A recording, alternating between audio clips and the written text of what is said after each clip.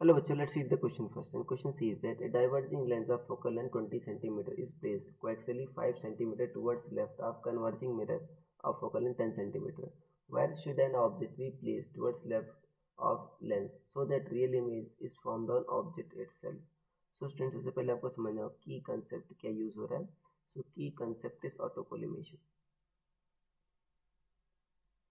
की concept is ऑटोकोलिमेशन.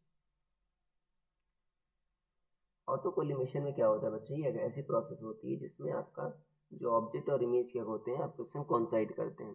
अब देखो, रेस को बच्चों रिवर्स सिर्फ मिरर ही कर सकता है, और मिरर आपका उसी पाथ पर कब रिवर्स करेगा. फॉर एग्जांपल इस केस में आपका कन्वर्जिंग मिरर है, मतलब कनकेव मिरर है.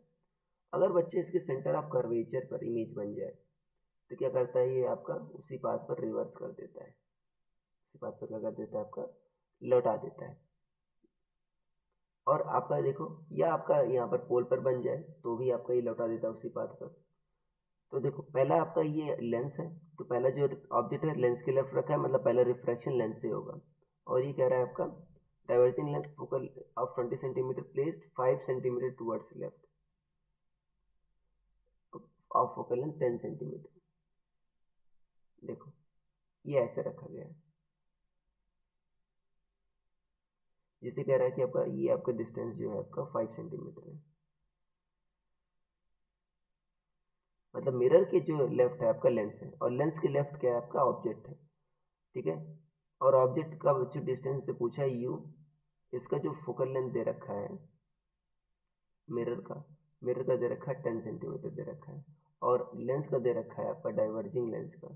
एंड डाइवर्जिंग लेंस है बच्चों, डाइवर्जिंग लेंस मतलब है आपका कनकेव लेंस होगा.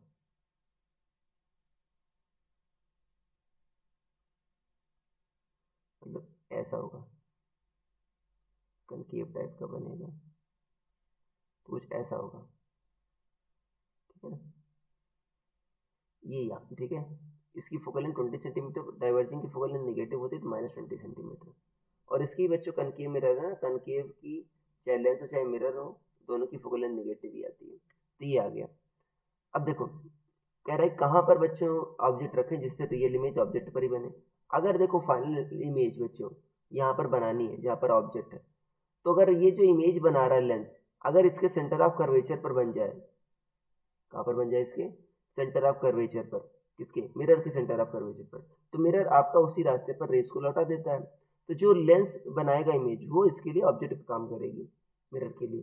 तो कहाँ पर इमेज बननी चाहिए इसके बच्चों, इसके सेंटर ऑफ कर्वेचर पर बननी चाहिए. मतलब सेंटर ऑफ कर्वेचर क्या होता है, ट्वाइस ऑफ फोकल लेंथ. तो इसकी फोकल लेंथ 10 है, तो कहाँ पर बनना चाहिए इमेज आपका 20 सेंटीमीटर पर बनना चाहिए. कहाँ से आपका मिरर से बनना चाहिए. तो मिरर और लेंस के बीच की क्या डिस्टेंस है, 5 सेंटीमीटर. तो लेंस से कितना दूर पर बनना चाहिए, लेंस से आपका 15 सेंटीमीटर दूर पर बनना चाहिए. कितनी दूर पर बनना चाहिए, 15 सेंटीमीटर दूर पर बनना चाहिए. तो यू कितना होना चाहिए बच्चों आपका, तो यू पूछा गया आपका. वी कितना आपका, देखो लेफ्ट साइड बन रहा है, तो वी आपका -15 सेंटीमीटर है. और एफ क्या है बच्चों आपका, -20 सेंटीमीटर है. ये है. देखो लेंस फार्मूला लगाकर बच्चों आप यू निकाल सकते हो. 1/f क्या होता है, 1/v -1/u. तो u क्या होगा, 1/v -1/f. v कितना बच्चों, -15, और f कितना है आपका -20. देखो माइनस माइनस बच्चों प्लस हो जाएगा, तो ये आपका -1/60 आ जाएगा. मतलब u क्या होगा, -60 सेंटीमीटर. माइनस क्यों आ रहा है बच्चों, क्योंकि ये देखो रियल ऑब्जेक्ट है ना, रियल ऑब्जेक्ट की का जो ऑब्जेक्ट डिस्टेंस हमेशा निगेटिव आता है, तो मतलब 60 सेंटीमीटर दूर रखना होगा लेंस से. ठीक है ना, लेंस से कितना दूर रखना होगा, 60 सेंटीमीटर. तो ये आपका आंसर आ जाएगा. I hope you understood it well. Best of luck.